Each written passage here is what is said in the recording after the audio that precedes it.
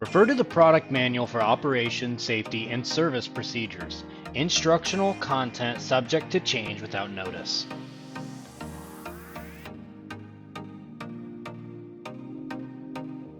Open the passenger sliding door.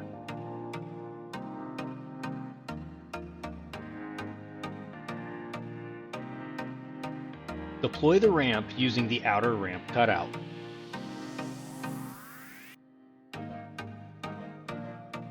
Stow the ramp using the outer ramp cutout and hinge handle.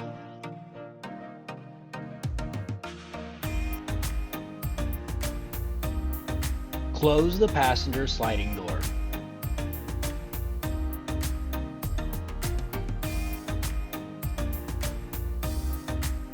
Open the passenger sliding door.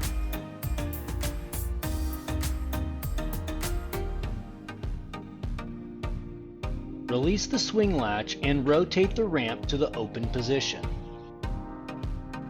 Verify ramp engages the full open lock.